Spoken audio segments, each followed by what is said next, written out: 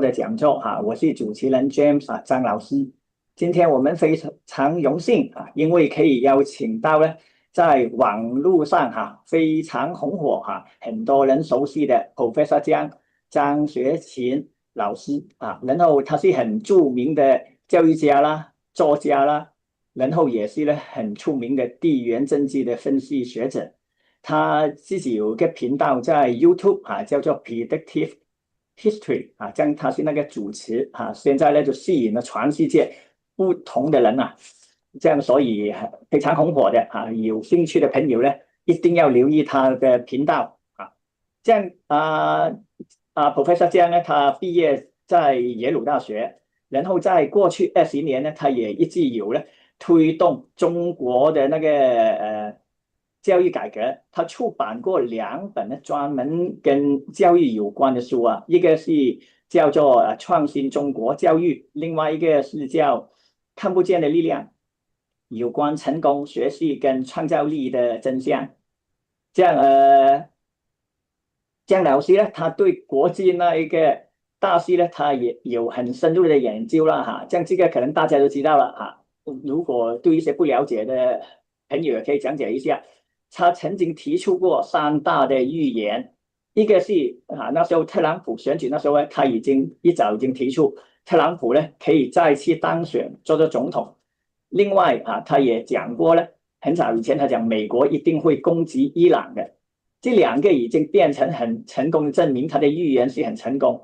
现在他有第3个预言，第3个预言就是美国在这个战争里面会给人战败的这个我们看时间去验证这样今天我们的讲座就是分开2个部分。第一个部分就是江老师给我们做一个演讲是关于中华文化的跟西方文化的对比。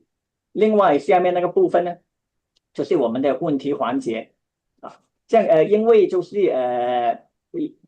今天因为我们是开放给公众除了学校还有公众的人参加，所以我们就不可以，因为怕那个空气上比较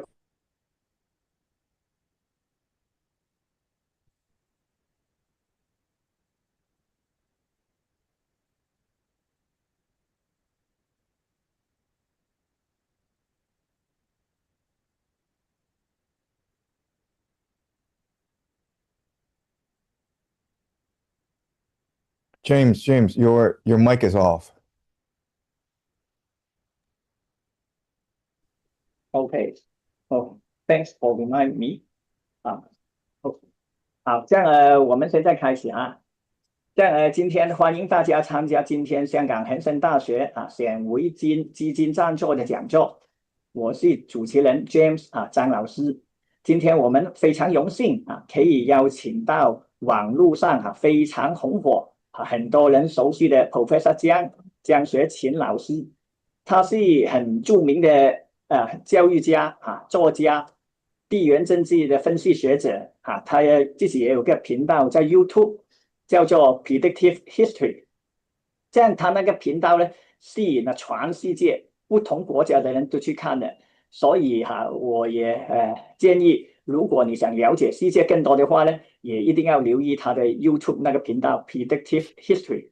他是那个 Predictive History 的主持这样现在刚刚开始，那时候简单介绍一下 Professor 江Professor 江他毕业于耶鲁大学，过去20年他也有一直推动中国的教育改革。然后他出版过2本跟教育有关的书一本叫做《创新中国教育》，另外一本就是看不见的力量，有关成功、学习跟创造力的真相他出了2本书。然后Professor 江他对国际大事其实他有很深入的研究。如果有了解这段时间他那些研究的话就可以知道他曾经提出过3大的预言。第一个就是特朗普他那时候选举那时候Professor 江已经讲他会再次做总统了。另外第2个又是提前很多，他已经可以准确预测就是美国会攻击伊朗。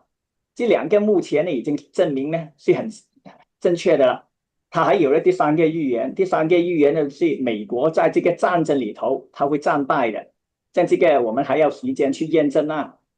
今天呢的讲座呢就分2个部分，第一个部分呢就是 Professor 江呢会跟我们讲一个中华文化跟西方文化的对比的演讲。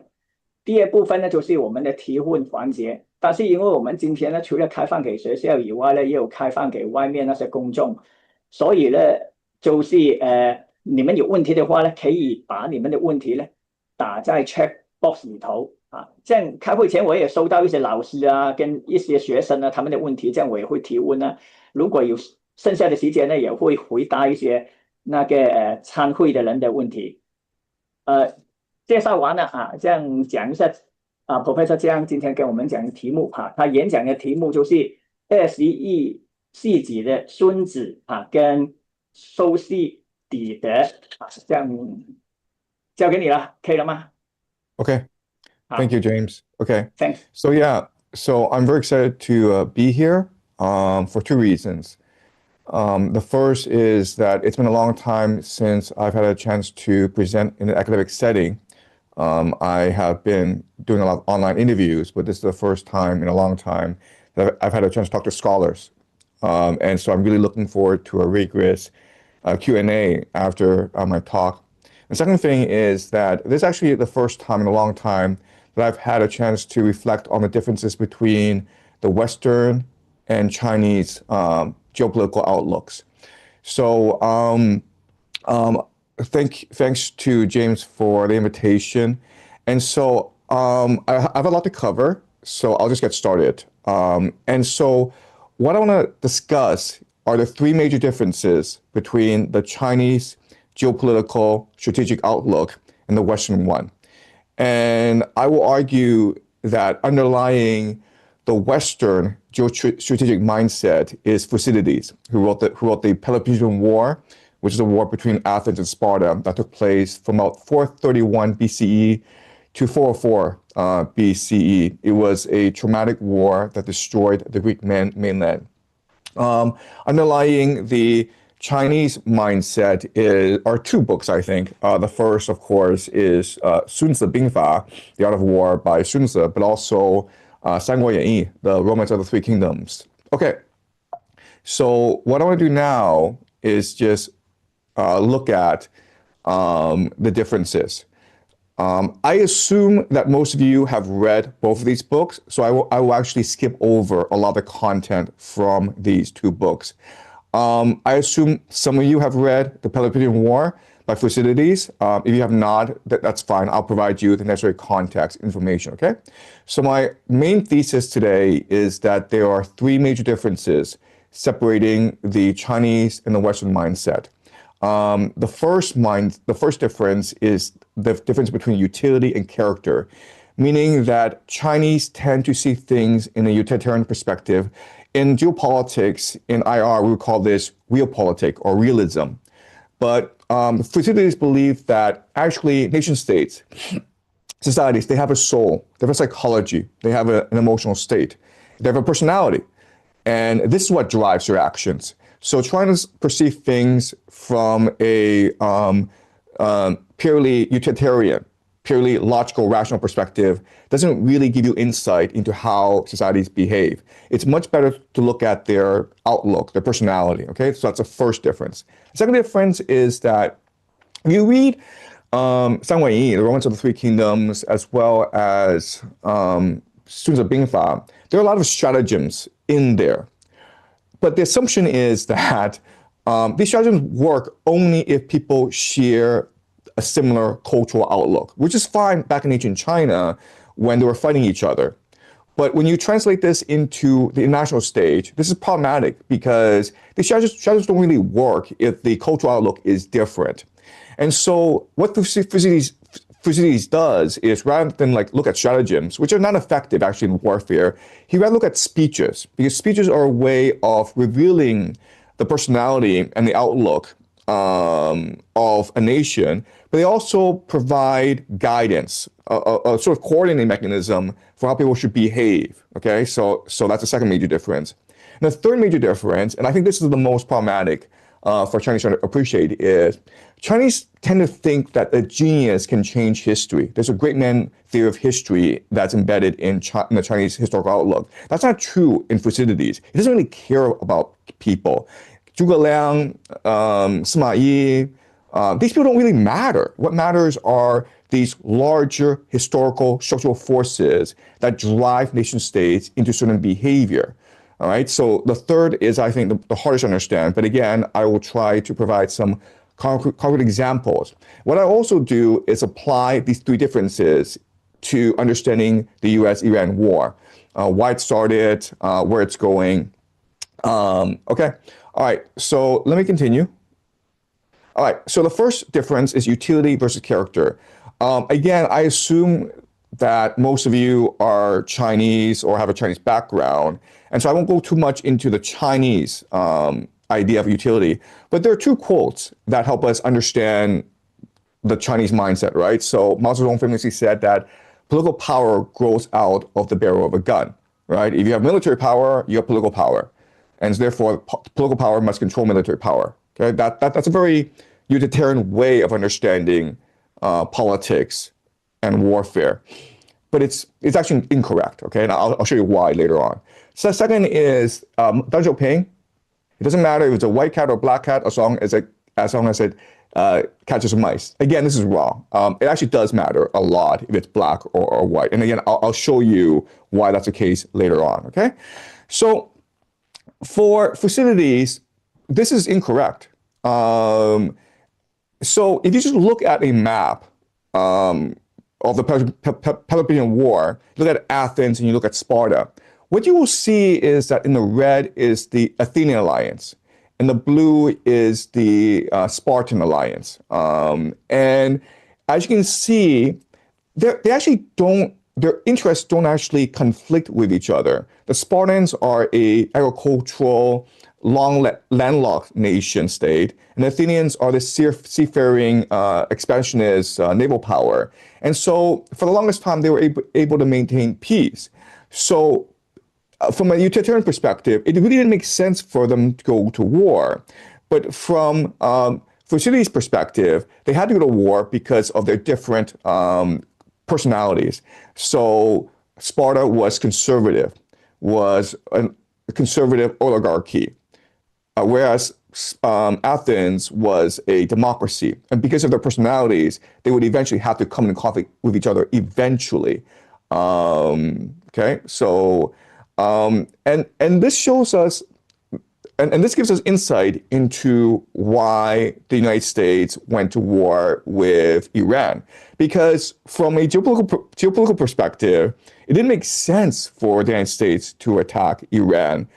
And they could have traded with each other. I mean, Iran offered Donald Trump a great deal, and Trump just refused it, okay? So if you just look at it from a utility perspective, it doesn't really give you insight as to why this war would start. And quite honestly, no one in China, no political expert in China predicted that this war would happen. They all thought it was just negotiation, a lot of flexing, but it would actually start a firefight, okay? So unless you appreciate that, nation states have a certain personality, and that's what leads to conflict. It's very hard to understand how this war started. All right, second difference is the idea of stratagem versus speech.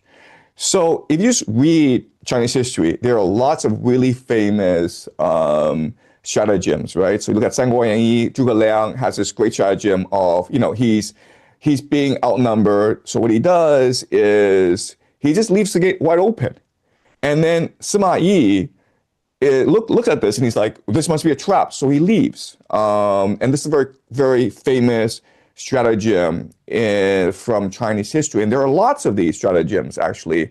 What's odd about about the West is that there's very little stratagems in Western texts. Definitely not any in Thucydides, and very few in other classical texts of the Western tradition as well. Instead, what we have are speeches, okay? So this is the most famous speech from Thucydides. It's called Pericles' funeral oration. And what happened is, We're about a war into this devastating war between Athens and Sparta. There are a lot of war dead. And it is a tradition of Athens to hold a funeral oration where the leader, who in this case is Pericles, he explains to the people why we're fighting this war, what is the purpose, and where are we going. And this is actually considered the most famous speech in the entire Western tradition. It is something that students study in university very, very carefully. But the point of a speech is that it creates a common identity. So think of like a movie or a newspaper or a national media that gives people a sense of who they are, what they're doing here, and where they're going. And it gives people hope and believe in the future. Okay, so throughout the Peloponnesian War, the book by Thucydides, there are no stratagems, but there are lots and lots of speeches. And these speeches gives you insight into the cultural mentality, the psychology of the people, and ultimately why they're fighting the war. And so this helps us understand how Iran is actually being able to defend itself against the United States. So if you just look at it from a purely military perspective, Iran has absolutely no chance of defeating the United States. And so you would logically think that Iran would surrender because the United States has nuclear weapons, it has aircraft carriers. But what the Iranian people have is faith. So the very first act that happened in this war is the Israelis and the Americans bombed Tehran and killed their supreme leader, the Ayatollah Khamenei. And a lot of people were sort of surprised by this because everyone knew the Israelis and the Americans were going to attack. And Moscow and Russia offered sanctuary for the Ayatollah, and he refused. Why? Because he wanted to use his sacrifice as a rallying cry for his people. So even though he didn't really give a speech, his action is a speech in itself in that, this is my home and I will defend my home, even though the odds are completely against me. And you can see how people mourn his death. And this mourning for his death has given them strength and energy and faith in fighting their enemy. And that's why I think that we're seeing such tremendous resistance from the Iranians. Okay, so that's the idea of speech. The last thing I want to talk about is the idea of genius versus structural force. So if you read Sanguine, The Romans of the Three Kingdoms, there are two geniuses in conflict with each other, okay? They actually don't come in conflict with each other, but they have different perspectives about the world. The first, of course, is Zhuge Liang, who is the strategic genius, who's able to come up with these brilliant stratagems and have tremendous foresight and really able to see the future, okay? So Zhuge Liang is almost the epitome, the paragon, the great genius of Chinese geopolitics. And then you have Cao Cao. Cao Cao is a very different person in that he's not really a geopolitical genius the way Zhuge Liang is, but he's very good at organization, about how to get people around him to love him, to support him, to follow him. Okay, so these are two maybe different types of archetypes of Chinese geniuses. For Thucydides, it doesn't matter. Who cares? Okay, what matters are these larger historical structural forces in play that drive nation states. So see history as maybe like these ocean waves.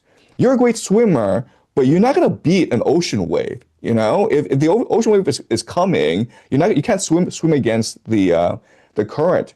And so what Thucydides argues is that what started the Peloponnesian War is not a conflict between individuals because, two people didn't like each other. The reason why is that Sparta was the dominant power and Athens was the emerging power.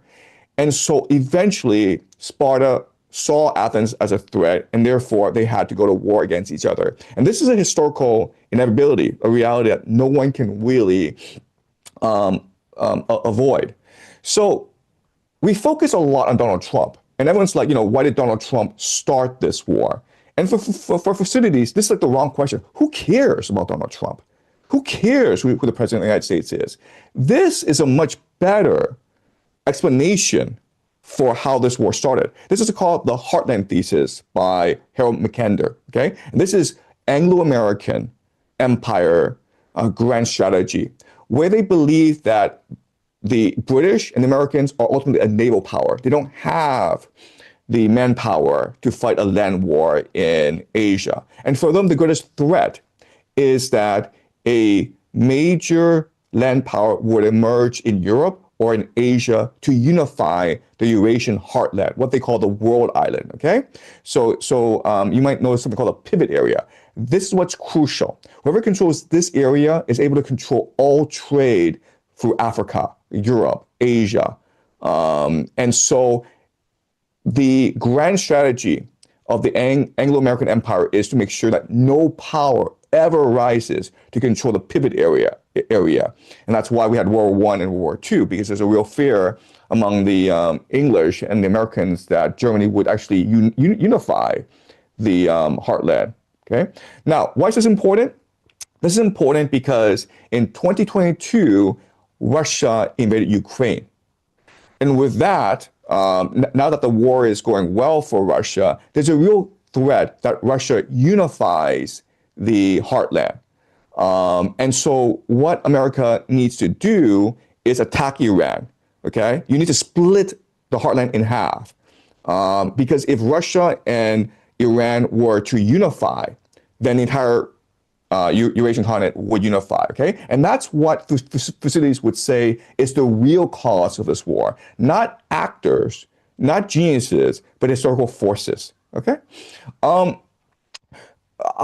So there is an individual named Alexander Dugin. And I think he's actually the best geopolitical analyst we have today. He's Russian, and he may not have read Thucydides, but he definitely understands Thucydides better than any other geopolitical analyst today. His best book is this book called Foundations of Geopolitics, published in 1996. And in it, he presents a grand strategy for Russia. It's called the Third Rome, okay? And for him, he believes that first of all, he believes that geopolitical events will churn out in a certain way. And if Russia is able to position itself properly, then it will dominate the world, okay? So again, grand strategy, it's not about how to conquer the world. It's really about understanding the dynamics that control the world, that move the world, and position your nation in a way that allows you to maximize your advantage in these larger geopolitical movements, okay, these larger structural historical forces that Thucydides talks about a lot in the Peloponnesian War. And I don't want to go too much into it, but what Alexander Dugin would argue is that different nation states have different psychologies, different personalities. And these personalities will lead you to disaster or triumph in different circumstances, right? So the Western societies, Europe, Western Europe, America, they're what we call Faustian. They strive, they are individualistic, they're materialistic. And in World War I and World War II, in this great struggle of nations, that's what motivated them to conquer the world. But eventually what happens if you are too consumeristic, if you're too individualistic, materialistic, is that you become consumed by decadence, by greed, by selfishness. And as a result, your society falls apart. And this is what Dugin predicts will happen in America, China, and Western Europe, okay? And that gives space for Moscow to present an alternative vision that is orthodox, that is much more collectivist, that is much more religious, spiritual. And what Russia should do is reach out to other nation states that share the similar outlook, which include Iran, Persia, which include India, which include Japan, and smaller places, right? So I'm not saying he's right, or I'm not saying he's wrong, but he's presenting a grand theory of the world, which allows Russia to behave in a certain way as to maximize its advantage.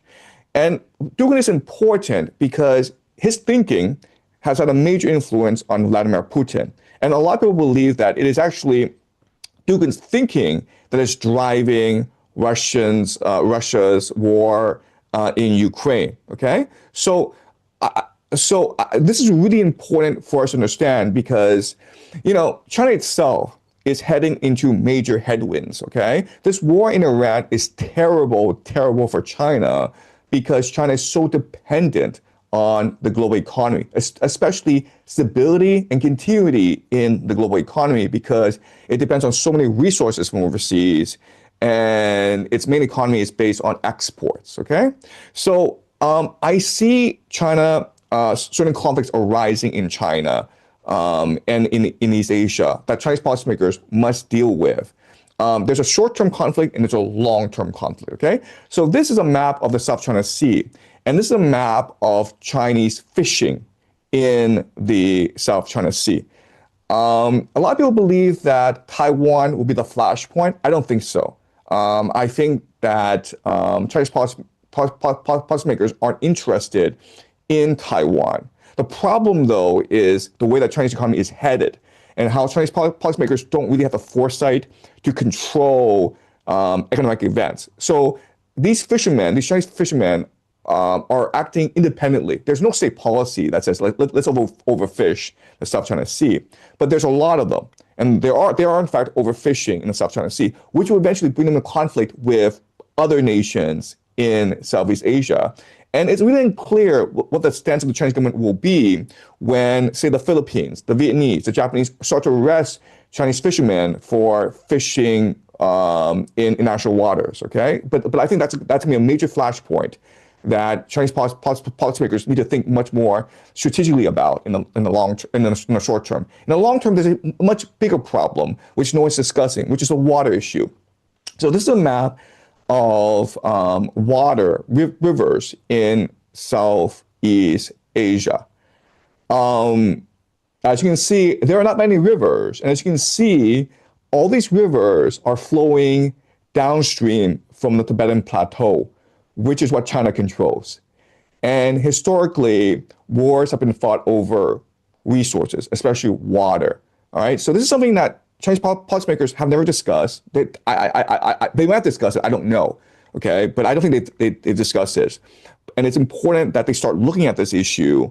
And what my argument to you is that, unless there's a grand strategy in place, unless you have a grand theory about how the world works, you really can't develop the proper strategies and responses to short-term crises. Okay, so I will leave you with three comments. The first is that ideas do matter. Ideas have consequences. Chinese policymakers tend to focus too much on economics, on material, on raw power, like weapon systems. It doesn't matter. What matters are ideas, because it's ideas that coordinate, that motivate a population into action. Okay, that's point one.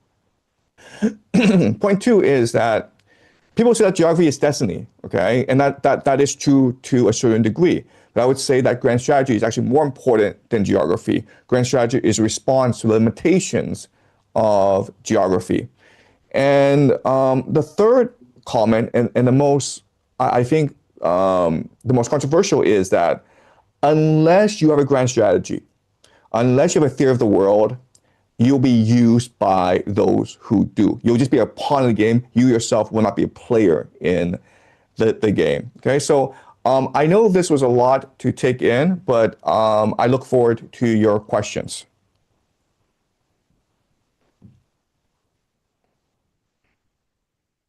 这样很感谢Professor 江呢给我们讲解了那个状况了。这样从Professor 江他讲解的，大家也可以看到他的角度呢是很多方面的，除了就是从学术的角度啦然后从国际博弈的角度啦，而且还有一些现在没有人留意到的，比如说他刚才讲 water resources 水资源，其实现在没有人留意到这个问题，但是以后往往这个就是战争的来源，所以他也从很多不同的角度跟我们分析这样也很感谢那个Professor 这样。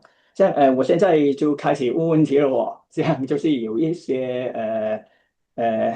朋友啊，有一些学生啊，还有一些网友呢，他们已经有一些问题，就有一个就他们有想问，主要就是两个方面了。第一个就是现在那个战争啊，跟还有另外一个就是因为大家就是生活在中国嘛，然后想问一下以后中国的未来，就是两大类型的问题这样子。像第一个，他们就想问一下，现在其实如果看到那一个战争，其实是不太合理的，因为如果比如说伊朗呢，它主要攻击的地方呢，它主要攻击是 Tel Aviv，但是它是没有打 Jerusalem 的。像其实 Jerusalem 呢，才是它那个比如说最高法院啊，还是国会都是在那边，就是讲会不会有一个情况，他们暂时不打，就是好像以前也提过的，会不会那个原因他们不打的原因是避免一个 false flag， 就是为其行动，免的就是那个清真寺，他们就嫁祸给那一个伊朗，所以他们伊朗暂时就不动 Jerusalem， 是因为他们怕给以色列作为一个 false flag。 Yeah, so that's a good point where there's been a lot of talk that the Israelis will use a false flag to destroy the Al-Aqsa Mosque, which will trigger a religious war in the Middle East. But actually, from a grand strategy perspective, what Iran is doing is actually very strategic. Okay, so if you just look at where Iran is focusing its fire, it's not in Israel because it doesn't matter. Like Israel is not the problem. Where Iran is focusing its fire is the UAE, because that's the most vulnerable. Okay, so it's asymmetrical warfare, meaning I have very limited weaponry, and I don't want to waste it. I need to be strategic in how I use it. And so what I'm trying to do is I'm trying to provoke a ground invasion, right? So what I do is I close off the Strait of Hormuz, I prevent maritime shipping, and I attack UAE because the UAE is actually the weakest link in this alliance in the Middle East. I don't care about Israel. Like my issue is not Israel. My issue is the United States. I need to force the United States into a ground invasion, and I need to defeat the United States on the ground. That's the only way I can beat them, right? So Jerusalem doesn't really matter. Tel Aviv that doesn't matter. It's attacking Israel is almost like high cost, low reward. What's the point, right? You're better off attacking the UAE, Bahrain, Saudi Arabia, because these GCC nations will force America into a ground invasion, which is what you want. Like that's the end game, right? You want to force that. And already there's reporting that MBS, who's head of Saudi Arabia, is actually the major figure in the Middle East lobbying Trump to launch a ground invasion. Netanyahu himself he wants a ground invasion as well. So the Israel game plan is to have the United States and Iran destroy each other, in which case Israel emerges as the top dog. And Iran has to lure the United States into this ground invasion and destroy the United States on the ground. Okay, so in other words, Israel and Iran are actually not enemies. In game theory, in grand strategy, they're actually working together in order to destroy the American empire together. 好，谢谢Professor Jiang。这样另外还有个问题呢，就是按照有一些人秘密组织他们对以后的那个 plan 啊，就是 secret society， 然后他们讲呢，如果有World War III 的话呢，然后他们讲以色列跟伊朗他们会有一个 nuclear exchange 这样你认为他们执行这个计划大吗？那个几率？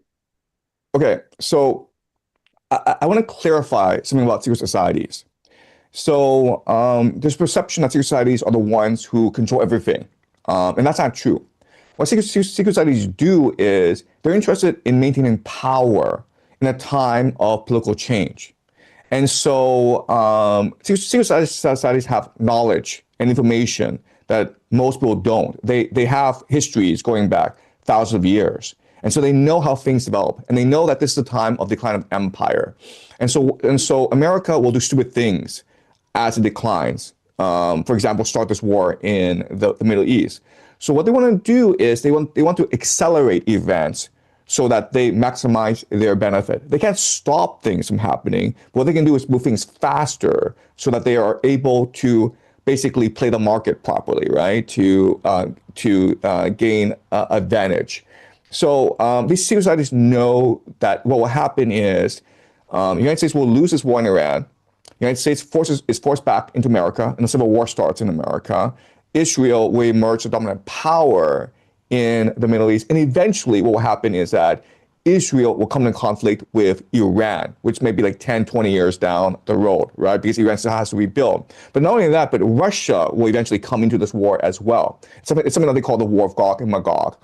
And so rather than think that they are scripting this out, it's better to say that they understand the cycles of history, how empires behave, how wars in the Middle East start and develop. And so they're trying to manage this, okay? But the specific question, will nuclear weapons be used? No, they won't be used because it's not in the best interest of anyone for nuclear weapons to be used, right? So nuclear weapons is, again, you have to think in terms of like personality and worldview and grand strategy. Does it make sense for nuclear weapons to be used in any wars? 这样另外就想问一下呢，就是以前那个美国一个将军呢，就是 Pike， 他那时候他就讲过呢，就是有一个 letter， 他那时候他们提出呢，就是如果发动第三次世界大战那时候的话呢，两边第一方面就是美国跟以色列的那一边呢 ，Zionist， 另外那一边呢就是 Islam country， 他们会打到 complete exhaustion 的。所以如果他们讲的东西是没有错的话呢，这样未来的话那个战争可能会升级哦。你认为未来的战争会很快结束，还是按照他们的计划打到两败俱伤 ，completely exhaust for both parties? Right. So the person you're referring to is Albert Pike. Yes. And he's like the grand architect of Freemasonry in America. It's the Freemasons that actually control America, the national security apparatus. And he wrote a book called Morals and Dogma. Okay, so that Morals and Dogma is the book you want to read. The letter about World War I, World War II, World War III, it's actually fake. It's not real. It's a fabricated document. So the idea that World War III will usher in a one world government. The Christians and the Muslims will destroy each other, allowing the Jews to rule the world.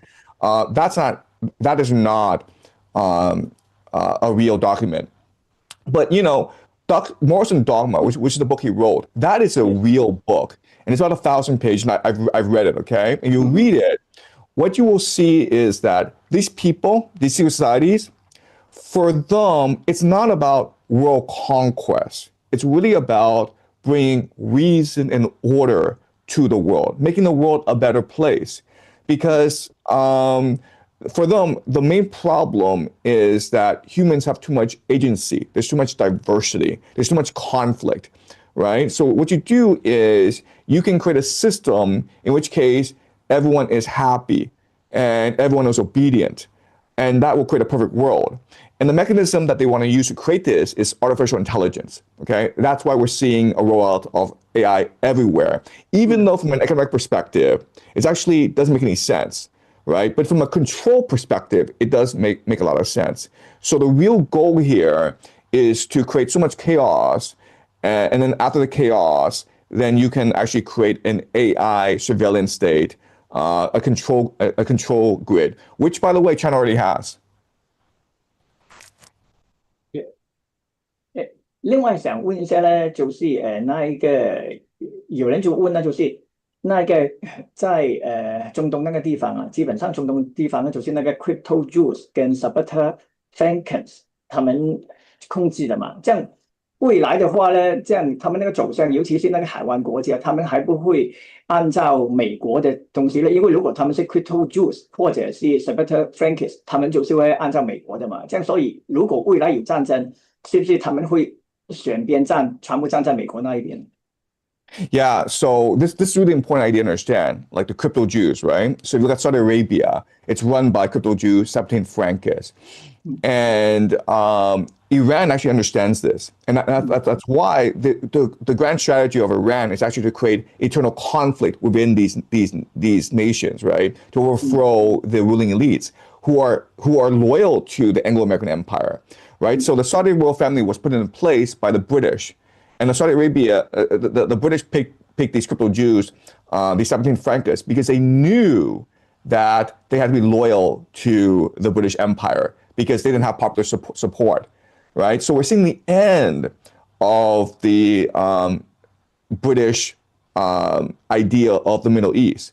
The GCC will not survive this. These royal families will not survive this war. 这样另外那时候也看过，刚才你也讲 Secret Society 了，那时候就看到你也有视频也有讲过，在其他 interview 那边也有讲过，就是你讲 Illuminati 有3个 component， 其实 Secret Society 有很多啊，但是为什么你那时候讲这3个是最重要的？ Right. So you're right in that there are many different aspects to the Illuminati, okay? But I mentioned these 3 because what happened at the end of the 18th century. So the Illuminati was started by 3 individuals, okay? The first, his name is Jacob Frank, who is the head of the 17 Frankists. He's considered the messiah to these people, okay? Jacob Frank. And then he was good friends with Mayer Rothschild of the Rothschild banking family, right? And so it was Rothschild who financed the founding of the Illuminati. And the third person who's the most important is Adam Weishaupt. And he's a Jesuit. He's actually a crypto Jew. So the Jesuits were founded by crypto Jews. So they were always embedded within the Catholic Church. And it's really the Jesuits who control the Vatican, right? So it's these 3 individuals that are key. 你认为这3个Secret Society 在以后那个战争啊，或者以后他们会扩大那个战争，那时候会发挥什么影响啊？ Right. So again, these 6 societies, first of all, they want to maintain their power and their influence. And so they have access to like thousands and thousands of years of human history, and they're able to figure out certain patterns to it. It's almost like astrology, right? It's like reading the stars. Well, if you read the stars, you can also read human history. So they want to prepare and manipulate events so that they benefit from this war in the Middle East. And then they understand the power of religion, how religion can motivate their followers into certain actions. And so the people in charge don't care about anything. All they care about is maintaining their power. But the followers, people called the Christian Zionists, they really do believe that this war will usher in the coming of the Messiah or the return of Jesus, okay? So these are the powerful people manipulating events, but they understand, like, to manipulate things properly, you need to tell a story to your followers that motivates them into action. 好，感谢。这样我们问完了那个 Middle East， 这样我们可以回来还有一个问题这个可能也跟 Middle East 有关。然后问完这个，我们就讲回亚洲。这个为什么跟Middle East 有关呢？因为在中东有2个很大的海峡嘛，一个已经给伊朗他已经封锁了，另外还有一个呢，就是在也门那一边呢，他们有那个曼德海峡，然后呢，他因为那个胡塞武装呢，他们已经讲他们也会参战，所以如果2个海峡就是封掉的话呢，这样在 Saudi Arabia 那个油啊，他现在那个油他还可以靠东西油管经过红海去那个也门那边出来，这样就出不了来。如果碰到这种情况的话呢，日本的话，因为日本是最没有任何来源的嘛，日本会怎么样处理呢？会不会挑起一个战争？我想问一下。 Right. So it seems very likely that both the Red Sea and the Strait of Hormuz will be closed off because the Houthis have entered the war. And the Houthis, they are able to strike both the Red Sea as well as the oil fields of Saudi Arabia. So even if they don't actually close off the 2 straits, they're still able to hit the energy infrastructure of Saudi Arabia and other GCC nations. And you're right in that Japan is actually suffering a great deal right now. So Philippines have declared a state of emergency.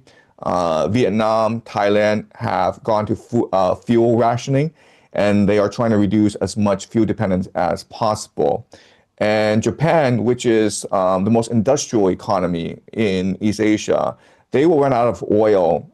They have oil reserves, but they'll run out in about 7 to 8 months. Okay, so they need to act now. And so what I think will happen is that Japan will be forced to remilitarize. They will have to send a navy and be part of this coalition, an alliance. And South Korea will have to participate as well. But before then, I think Japan will try to bribe the Iranians. But the way that the war is heading, it seems as though Japan will ultimately remilitarize and send a force to the Middle East. But that's probably a year away. 其实我也同意你讲啊，因为如果日本他们派那个军队去护航啊，或者去做那一个军事行动的话，他们也可以取消他们那个限定，因为他们现在是自卫队，所以如果有那个 law 通过的话呢，他们以后就更容易。That is the plan. Yes, yes, exactly. 但是如果会这样的话，会不会跟中国有冲突呢？因为你可以看到那个军国主义的话，在那一个日本也影响了很多。其实安倍死那时候呢是很多漏洞的，安倍给人暗杀那一个，他死了以后，你可以看到那一个立刻往右转了很多，所以你可以看到那一个高市早苗啊，还有前阵子就是他那个军官进去了那个大使馆，有很多这种事情，这样中越会爆发战争吗？ Look, the reality is that China and Japan have two different military doctrines. China is a land army. That's where its strength is. China is focused first and foremost on protecting its borders. Japan is an aggressive naval power. It probably has the world's greatest navy right now. I mean, if the United States and Japan were to go to war, it was just a maritime battle. No airplanes could be used. Japan would win. And so Japan understands this. And so if Japan were to remilitarize, if it were to use this war in Iran to be more aggressive, there's very little China can do about it. I mean that's the reality. I mean, that's why I say grand strategy is very important, because China should have anticipated that this would happen eventually, where the United States withdraws from East Asia and Japan becomes much more militaristic, much more aggressive. In which case, how do you defend against this sort of aggression? Because remember, the seas, who controls the seas in South China Sea? For Japan, it's a matter of life and death. China doesn't really care. It's like, fine, I retreat back into my borders. I don't allow my people to fish anymore. Who cares, right? But for Japan, it's a matter of life and death. 如果那个日本是一个 matter of life and death 的话，而且以前是没有一个很紧迫的事情，现在如果他们那个油不到的话呢，他们对以后他们的经济发展啊、工业啊，全部会有问题。这样那个时间点挑战中国的时间点，会不会就是因为中东的战争很快出现呢？就是1-2年内 I mean. Look, I think you're right in that Japan wants to use this war in the Middle East as an excuse to remilitarize, okay? But Japan actually has the resources to buy oil from both Russia and the United States, okay? So I mean, like, the United States would be perfectly happy to supply Japan with oil, as well as Russia. So Japan is not really under threat, but it has to change its military doctrine. It has to change its relationship with Russia and the United States. 这样我想问一下，除了日本以外，然后台湾地区是我们自己国家，这样这个就不谈了。但是还有2个比较 hotspots， 一个是菲律宾，然后一个是北韩。你怎么样看呢？那2个会不会影响到以后中国的发展呢？还有机会有开战呢？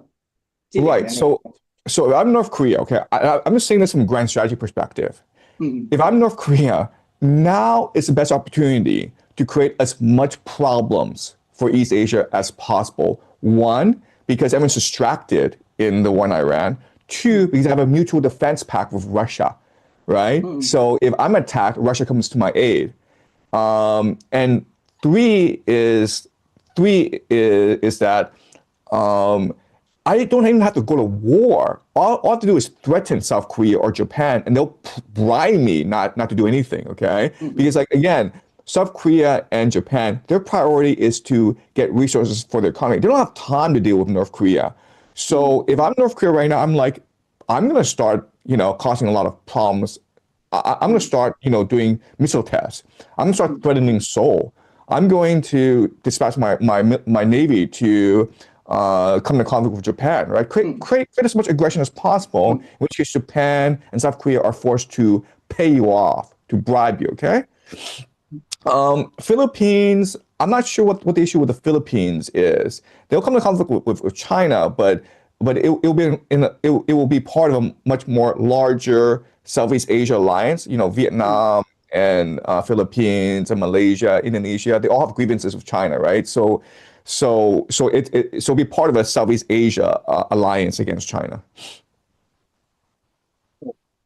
这样，其实很多人说，就是现在亚洲就是中国跟其他那些东亚的国家有不和的背后的原因，就是其实在美国在后面呢。但是如果按照我们长期来讲，因为中国已经是美国的唯一的竞争对手，俄罗斯他们已经不考虑了。所以如果碰到这种情况的话，中美以后长期来讲或者短期来讲，有没有机会还好像以前这么好呢？还是已经没办法好了？一定要打，看谁赢。打就不一定是 military 的，可能在经济上真的要只有一个人站，一个人跌下来才可以完成，还是还有和解的空间呢？ I'm just speaking from American grand strategy, okay? Look, the reality is that America is going to lose this war in the Middle East, in which case it no longer has access to GCC.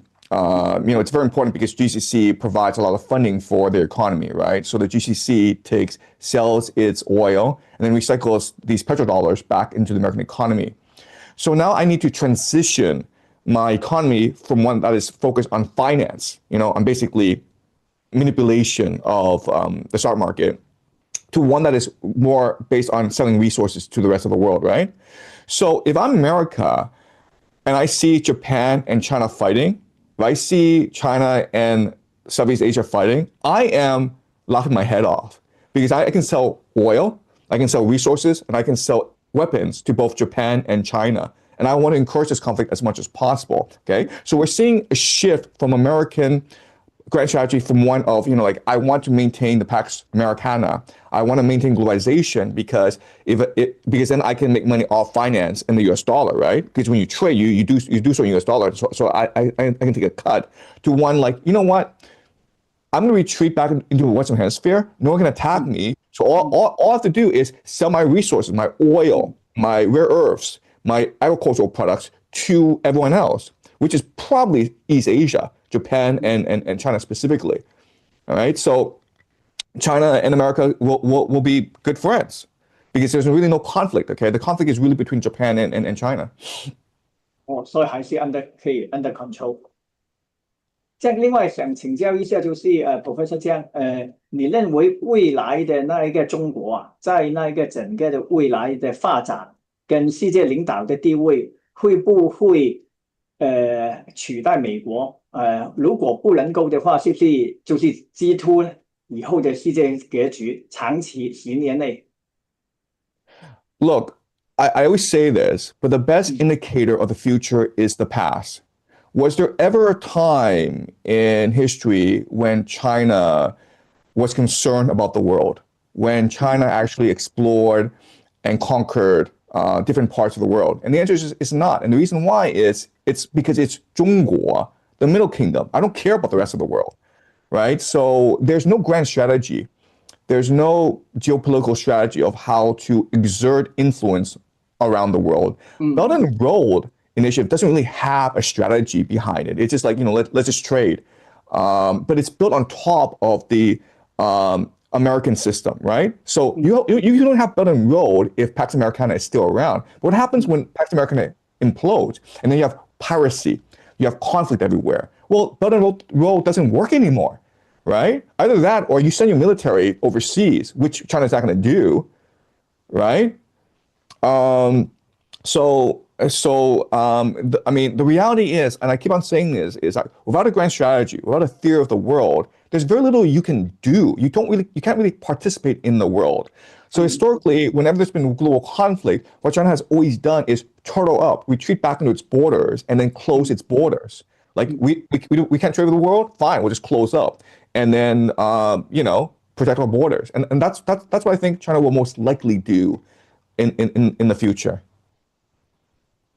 不好意思，想问一下，刚才那个你就是预期中国它是 best strategy for him 啊，但是想问一下，这样如果你可以设定一个 grand policy， 这样你认为什么 grand policy 是 to the best interest of 中国呢？有哪一个？如果你可以制定计划的话，你建议是怎么样走呢？ I can't answer that because China's not interested in the world. I mean, like China doesn't have any friends. Okay, I mean, like North Korea is an ally of China, but are they friends? So you look at the Russians, you look at the Japanese, you look at the Americans, the British. They're presenting a grand theory of the world, and they build alliances. Okay, so I mean, China just doesn't care. I mean, like these Chinese policymakers, these Chinese leaders don't care. So they don't care. What's the point of like developing a grand strategy? 好的，这样看一下有没有其他朋友有问题啊？如果你们有问题呢，可以在 chat box 那边呢打进来，我们 accept 1到2条的问题。有兴趣问Professor Jiang 的老师啊、同学或者是外面的朋友啊，也可以看一下。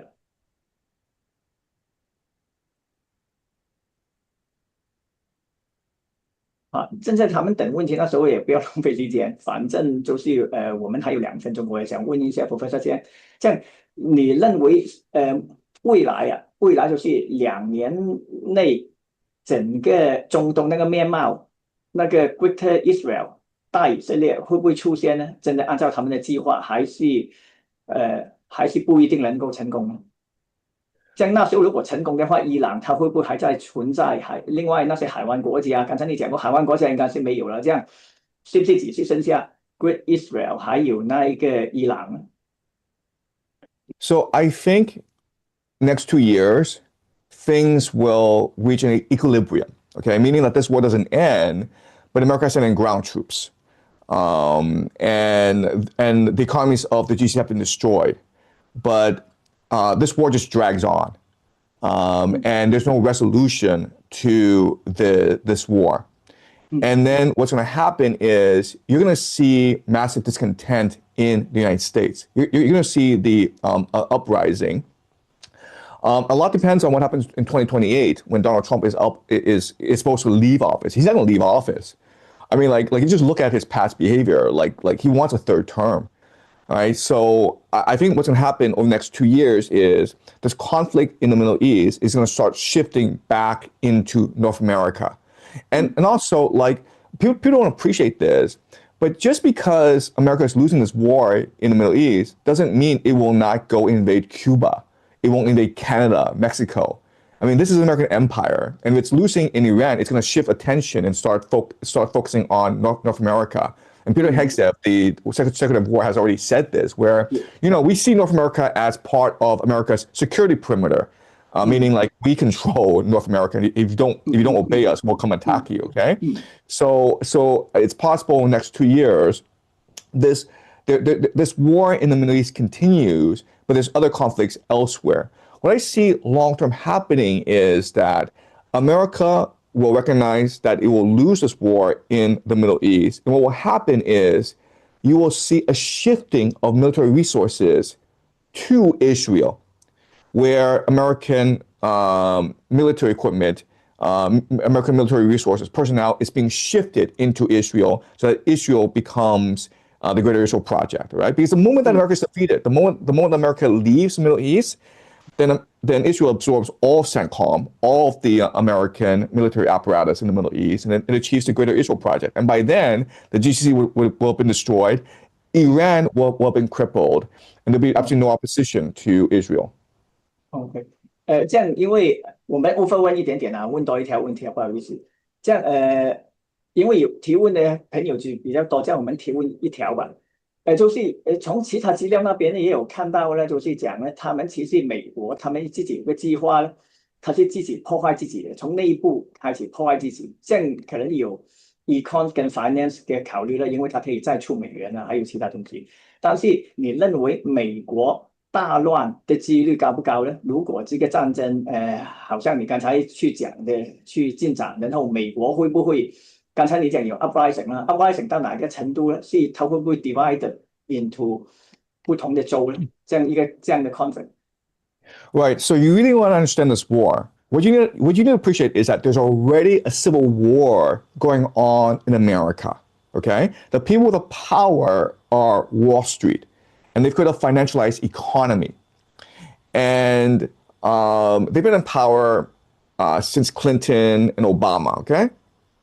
And what Trump is representing are people called the counter elites, these revolutionaries who want to shift power from the financial elite to Silicon Valley, artificial intelligence. Okay, so now there are two major bubbles in America. There's a private credit bubble, about $2 trillion, where these private companies lend money to other companies, and like it's a bubble, like they're all bankrupt. Okay, but you also have the AI bubble, where you know, like these 7 companies control the entire AI. It doesn't make any money. They're all bubbles, okay? Now, whoever the elite is able to control and direct government policy, right? So basically, who bails out who, right? So if in the current system, what will happen is that Washington will bail out the financial elite. But if Trump is able to succeed and amass more power for himself, then Washington will bail out the AI people. Okay, so there's a civil war going on in America, and that's why we're seeing a lot of international conflict. Because from Trump's perspective, it's good that you start wars, because when you start these wars, what you're doing is you're actually weakening the military-industrial complex. You're actually weakening the financial sector, and that makes them vulnerable to a counter revolution, okay? The AI people, okay? And eventually what's going to happen is that the financial people are going to strike back, and then they're going to find a point of conflict where the different militias, the different groups are then fight on the streets, okay? And so if you just see the world through that lens, okay? The civil war going on in America between Wall Street and Silicon Valley, where Wall Street is the old money and they control that government, and Silicon Valley is this new money that seeks to control government, then a lot of things make more sense, especially if you just see everything from that lens, okay? What happened in Venezuela, what's happening in Iran, what's going to happen in North America, what's happening in China. This makes a lot more sense. 好，这样今天非常多谢Professor 这样的分享了哈，也很多谢了各位参加今天我们讲座的老师啊、学生啊，还有那个外面的朋友。希望你们可以以后继续留意我们香港恒生大学主办的讲座啦。所有这些讲座呢，我们也会放在那个相关的频道啊，请大家留意。再次谢谢 Professor 江，希望以后你可以再给我们大学继续做讲座，谢谢你。谢谢。OK。So that is the end of the meeting. So 这样现在我们结束了，谢谢大家。OK， 拜拜。OK，拜拜。拜拜。